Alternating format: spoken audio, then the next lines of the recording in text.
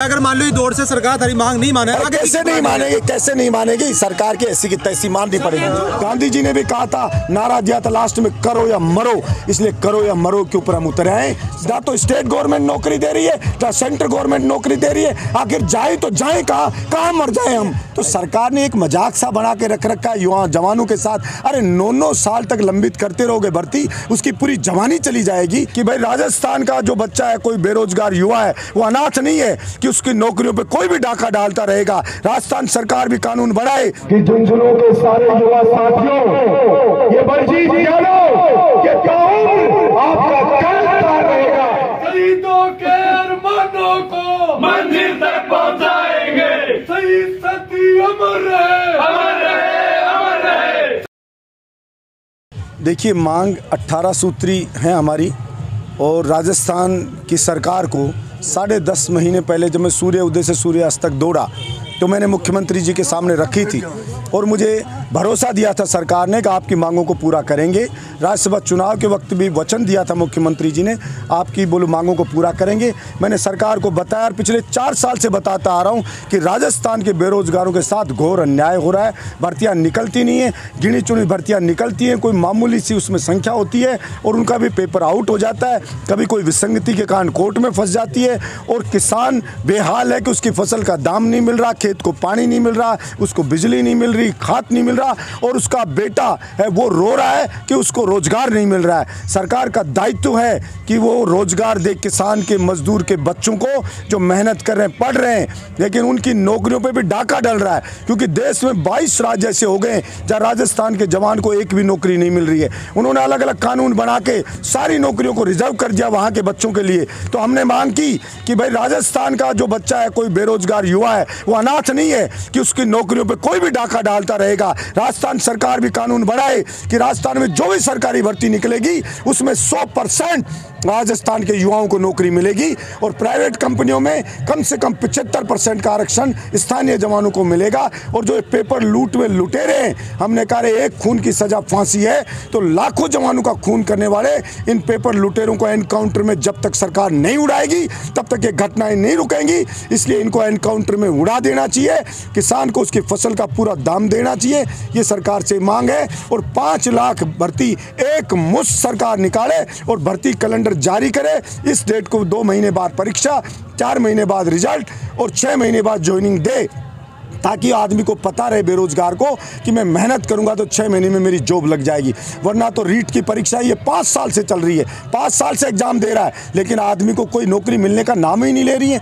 बहुत सी भर्तियां हैं 9-9 साल से लंबित पड़ी, अभी तक उनको नौकरी नहीं मिल रही है। तो सरकार ने एक मजाक सा बना के रख रखा है युवा जवानों के साथ। अरे 9-9 साल तक लंबित करते रहोगे भर्ती, उसकी पूरी जवानी चली जाएगी। क्या नौकरी आप दोगे? अभी सेना के अंदर है, वो बच्चे भर्तियां नहीं निकाली, किसानों के बच्चे होते थे। पुलिस कांस्टेबल की भर्ती करते हो तो आईएएस का जैसा पेपर पकड़ा देते हो। किसान का बच्चा सोल्व नहीं कर पाता, पेपर चुरा के लाता है, वो सोल्व कर देता है। भीनमाल में मैं गया तो मुझे उनके जवानों ने बताया कि हमारे परिचित पड़ोस के 2 ट्रक ड्राइवर 10-10 लाख में पेपर खरीद के लाए, उनका सिलेक्शन हो गया और पढ़ने वाले बच्चे रोते हुए आ गए। तो इस तरह से नहीं चलेगा। सरकार को युवाओं की सुननी पड़ेगी, क्योंकि बेरोजगारी चरम पे पहुंच गई है। ना तो स्टेट गवर्नमेंट नौकरी दे रही है, ना सेंट्रल गवर्नमेंट नौकरी दे रही है। आखिर जाए तो जाए कहाँ मर जाए हम? अरे इस देश को आजाद कराने में सबसे बड़ी भूमिका थी तो किसान मजदूरों के बच्चों की रही है। और 75 साल देश आजाद होगा, आज भी किसान बेटी का ब्याह करता तो कर्जा लेकर के आ रहा है। 75 साल पहले भी कर्जा लेकर के आ रहा था, आज भी रोते हुए हम घूम रहे हैं। इसलिए किसके पास जाए? इसलिए ऐसा नहीं चलेगा। अति हो गई है, पानी सर से ऊपर गुजर गया। गांधी जी ने भी कहा था, नारा दिया था लास्ट में, करो या मरो। इसलिए करो या मरो के ऊपर हम उतरे हैं। सरकार युवाओं के गुस्से को पहचाने, उसके सीने में जो आग लगी है उसको पहचाने और जल्दी उसके साथ न्याय करे। अभी सुनने में भी आया कि गोठड़ा भी गया, हाँ वो मामलों थे समझो भी को बदल के खड़ो है। देखिए, मैं तो खुद ही कहता हूँ हमेशा ही कि किसान के साथ न्याय होना चाहिए, किसान के साथ अन्याय नहीं होना चाहिए, किसान के साथ न्याय होना चाहिए, उसको उसका हक मिलना चाहिए। और मैं मांग करता आ रहा हूँ शुरू से कि स्थानीय जो भी कंपनी लगे तो 75% स्थानीय जो बच्चे हैं उनको रोजगार दे। ये पूंजीपति आते हैं, जमीन हमारी लेते हैं, पानी हमारा लेते हैं, बिजली हमारी लेते हैं, पोल्यूशन हम झेलते हैं और नौकरी देते नहीं है। सिर्फ लूट खसोट मची है। सरकारें सिर्फ चुनाव के वक्त जनता की बात करती हैं, उसके बाद पूंजीपतियों के ये फेवर में बैठी रहती है। परिवार चल जाएगा, पेट बढ़ जाएगा, जहाँ जरूरत नहीं है उसके पैसा खर्च रहे हो। मैंने कहा कुछ मेट्रो से ज्यादा पानी की जरूरत है पहले हमें, तो झुंझुनू में यमुना का पानी लेकर के आओ, चंबल का पानी और 13 जिलों में लेकर के जाओ। और वो नितिन गडकरी जी ने कहा था कि ट्रीट करके हम समुद्र का पानी पीने लायक बना के नहर से पश्चिमी राजस्थान में ले आएंगे। तो लेकर आए ना, वो कब लेकर के आएंगे? जब हम मर जाएंगे तब लेकर के आएंगे क्या पानी? लेकर के आएंगे। सर युवाओं को साथ भी खूब मिल रहा है। अगर मान लो ये दौर से सरकार तारी मांग नहीं माने, कैसे नहीं मानेगी? कैसे नहीं मानेगी? सरकार की ऐसी की तैसी माननी पड़ेगी। मैं पहली बार आज झुंझुनू आया और आप इतनी संख्या में लेट होने पे भी आप यहाँ पे मिले। मेरी 14 सूत्री मांगों का आपने समर्थन किया, मुझे अपना स्नेह दिया, आशीर्वाद दिया। इसके लिए इतना ही कहूंगा कि झुंझुनू के सारे युवा साथियों, ये बड़ी चीज जानो कि कानून आपका कर्जदार रहेगा, एहसान रहेगा। और आपको भरोसा दिलाते इस झुंझुनू की धरती पे जब कभी भी आपको मेरी जरूरत होगी और आवाज दोगे तो चाहे तलवार की धार पे चल कर आना पड़े तो भी नहीं करवाएगा। पिछले 4 साल से राजस्थान की सरकार को मैं बताता आ रहा हूं कि राजस्थान के बेरोजगारों के साथ बड़ा अन्याय हो रहा है। देश के अंदर 22 राज्य ऐसे हो गए जहां पर राजस्थान के एक भी बच्चे को नौकरी नहीं मिल रही है। उन स्टेट में अलग अलग कानून बना के सारी नौकरियां वहां के बच्चों के लिए रिजर्व कर दिए। जब वो नौकरी हमें नहीं दे रहे तो राजस्थान में बेरोजगारों की नौकरियों पे टाका नहीं डालने दिया जाएगा। और राजस्थान की सरकार भी कानून बनाए कि राजस्थान में भी कोई भी सरकारी भर्ती निकलेगी तो 100% मेरे राजस्थान के बेरोजगारों के लिए निजाम नौकरियां की जाएगी। सब लोग राजस्थान वालों को मिलेंगे। आज से करीब 10.5 महीने पहले मैं जयपुर में सूर्य उदय से सूर्यास्त तक दौड़ा तो मुझे मुख्यमंत्री जी ने वचन दिया था, एक कमेटी आई थी कि हम जल्दी ये कानून बना देंगे और आपकी मांगों को माना जाएगा। मैंने कहा था 5 लाख भर्ती एक साथ सरकार निकाले, भर्ती कैलेंडर जारी करे, किस तारीख को परीक्षा होगी, इस तारीख को रिजल्ट आएगा और इस तारीख को ज्वाइनिंग दे दी जाएगी। लेकिन अभी जब विधानसभा चली तो सरकार ने जवाब दिया कि अभी कमेटी की रिपोर्ट नहीं आई है और इसलिए आपकी मांग अभी पूरी नहीं की जा सकती। अरे जब मुख्यमंत्री एक विधायक को जवाब दे के मुकर गया तो इससे बड़ी अफसोस की बात हो नहीं सकती। इसलिए उसी विधानसभा में मैंने संकल्प लिया और मैंने कहा मैं 200 की 200 विधानसभा के मुख्यालय पे दौड़ूंगा काले कपड़े पहन के और वहां की जनता को बताऊंगा कि राजस्थान का मुख्यमंत्री मुझे जवाब दे करके मुकर गया। मैं जनता को जागरूक करूंगा और सरकार की आत्मा को झकझोरने का प्रयास करूंगा। और ये जनता यही सरकार बनाती है, लोकतंत्र में मालिक जनता होती है। मैंने सरकार से कहा अरे देश को आजाद हुए 75 साल हो गए और इस देश को आजाद किसी पूंजीपतियों ने नहीं करा, इस देश को आजाद कराया था किसान मजदूर के बच्चों ने। अंग्रेजों से लड़ करके, यात्राएं सह करके, फांसी के फंदे पे झूल के, अपनी जान कुर्बान करके हिंदुस्तान का आजाद कराया। तो वही फिजिकल फिटनेस देखी जाती है कि कांस्टेबल को दौड़ा के देखो, कांस्टेबल को स्टेमिना चेक करो और उसकी फिजिकल फिटनेस के आधार पे कांस्टेबल भर्ती करो। क्योंकि कांस्टेबल बहादुर होना चाहिए, बलिष्ठ होना चाहिए, जो गुंडे से लड़ सके, जो मवाली से लड़ सके। और ये पेपर क्या देते हैं, कांस्टेबल को IAS के लेवल का पेपर पकड़ा देते हैं। बेचारा पढ़ने वाला गांव का गरीब का बच्चा रोता हुआ जाता है और जो पेपर चोरी करके लाता है, मुझे भीनमाल के लड़कों लोगों ने बताया कि हमारे पड़ोस में तो ट्रक ड्राइवर थे 10-10 लाख में पेपर चुरा करके लाए खरीद के, वो तो पुलिस कांस्टेबल बन गए और हम रोते हुए अपने घर आ गए।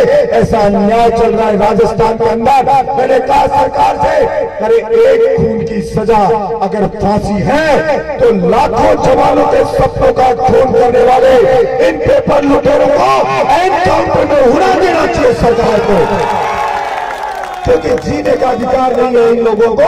और निश्चित रूप से मैंने कहा है सरकार से कि आप हमारी मांगों को हल्के में ना लेना। अरे हो सकता है आपका पाड़ा चोराधारी नेताओं से पढ़ाओ, आपका पाड़ा विपक्ष के चोराधारियों से पढ़ाओ, लेकिन पहली बार किसान मजदूर मेहनत कस के बच्चे सड़क पर उतरे और सड़क पर उतरे, उनका पसीना टपक रहा है सड़क पे। और इतिहास गवाह है, जब भी जवान का पसीना सड़क पे टपका है तब क्रांति का जन्म हुआ।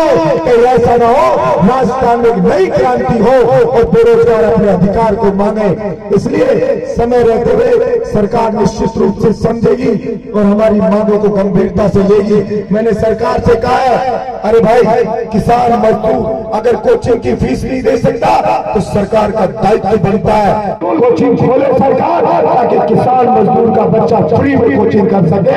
अरे जरूरत नहीं होती है, वहाँ बजट लुटाया जाता है। जयपुर में मेट्रो बना रहे हैं, मेट्रो में ट्रेन खाली दौड़ रही है और कभी 5,000 करोड़ इस फेज के, दूसरे फेज के 4,000 करोड़। अरे चाहे बाद में बना लेना ये मेट्रो, लेकिन सबसे पहले जरूरत है कि फ्री कोचिंग मिले, सरकारी स्कूलों की दशा सुधरे और जवानों को नौकरी मिले। वो कहते हैं IAS लोग कहते थे कि साथ पैसा नहीं है, मैंने कहा पैसा नहीं है। मैंने आंकड़े प्रस्तुत किए 1967 के अंदर IAS की तनख्वाह होती थी 250। अगर कच्ची खाई खोद के भी नहर ले आते तो पानी पहुंच जाता और वाटर लेवल उठ जाता, लेकिन काम कोई करना नहीं चाहते। सरकारें बजट वहां देना चाहती है जहां पे कमीशन आता है और मजाक बना रखा है। किसान मजदूरों को उन्होंने सोच लिया है कि सीधे साधे लोग हैं, सहन करते रहेंगे और तुम मौज करते रहो। MLA जाते हैं, जब बजट सत्र चलता है तो अपने MLA का वजन तोल लेना,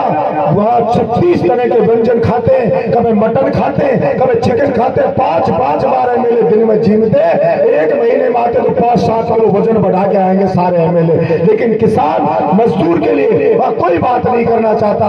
और जब तनख्वाह बढ़ाने की बात हो MLA की तो 5 सेकंड में सारे MLA तैयार हो जाते हैं कि तनख्वाह हमारी बढ़ा दी जाए, MLA की सुविधा बढ़ा दी जाए। लेकिन जब जवान के लिए बिल लाने की बात आती है तब कोई तैयार नहीं होता है। अलग अलग पार्टियों में बटे नजर आते हैं, लेकिन अब ऐसा नहीं चलेगा। अब ऐसा नहीं चलेगा कि हमारा वोट हो गया, चुनाव के वक्त किसान करते हो, चुनाव के वक्त जवान करते हो और जब उसके हक की बात आए तब गहरी नींद में सो जाते हो। ऐसा बिल्कुल भी नहीं चलेगा। अरे सेना में भर्ती जो पहले करते थे, हर साल 80,000 से 1 लाख जवान सेना में भर्ती होते थे और वो गांव के बच्चे होते थे 100%। अब वर्षों से सेना में भर्ती नहीं हो रही है और अब भर्ती करेंगे तो क्या लिया है? अग्निवीर लिया है। 4 साल के लिए नौकरी है, 1.5 साल ट्रेनिंग करेगा, 2.5 साल मात्र नौकरी करेगा।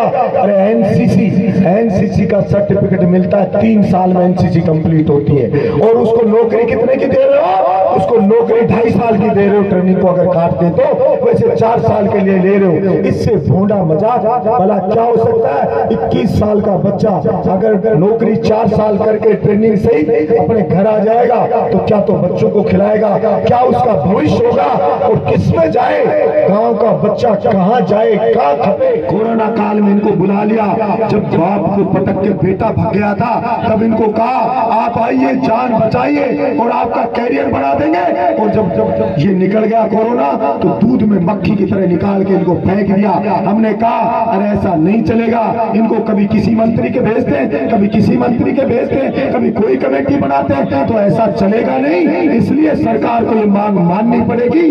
तृतीय श्रेणी शिक्षकों की, इंटर डिस्कॉम है उनके ट्रांसफर की, ये जो भी मांगे इनको पूरा करें।